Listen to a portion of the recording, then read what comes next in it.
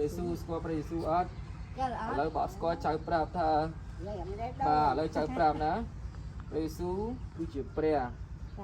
លើអស់ទាំងព្រះព្រះយេស៊ូវមិនមែនជាសត្វដទៃទេ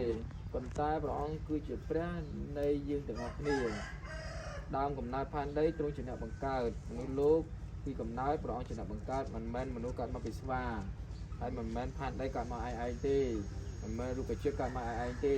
ប៉ុន្តែគ្រូអ្វីដែលលើផែនដីព្រះយេស៊ូវជាអ្នកបង្កើត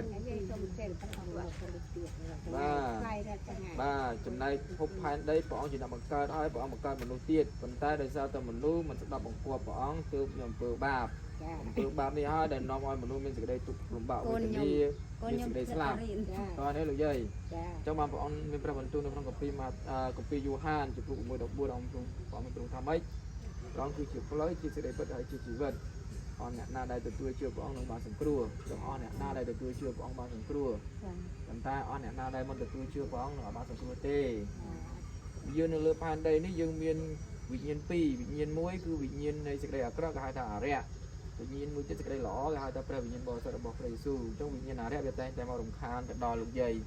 ឲ្យលោកយាយធ្វើចេះឲ្យលោកយាយធ្វើចោះធ្វើឡើង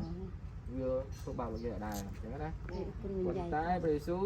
ព្រះអង្គតែមានក្តីស្រឡាញ់ព្រះអង្គតែតែជួយនៅពេលដែលគុណរបស់ព្រះអង្គស្រែកយកព្រះអង្គអញ្ចឹងណាហើយព្រះអង្គមានប្រកាន់ថាយើងមានជំនឿលើខាងណាខាងណីគឺព្រះអង្គប្រកាន់ទេហើយ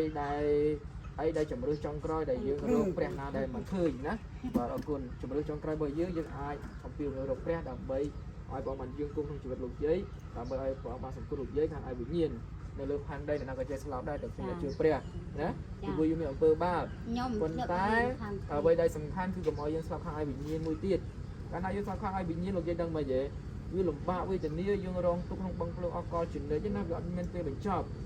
អញ្ចឹងដូច្នេះហើយនៅពេលដែលយើងបានទទួលជឿព្រះអង្គគឺយើងបានរួចផុតពីបឹងភ្លើងហ្នឹងលោកយាយណានេះហើយជាដំណឹងល្អបានចូលមកដល់លោកយាយតាមដល់បងស្រីដែរណា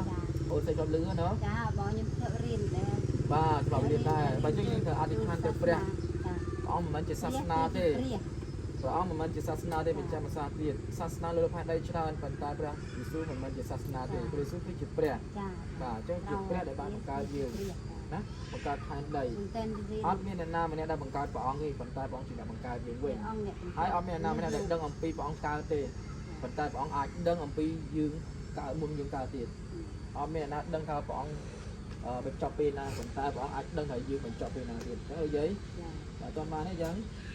តោះណាតោះណាហ្នឹងហើយមិនស្មើអី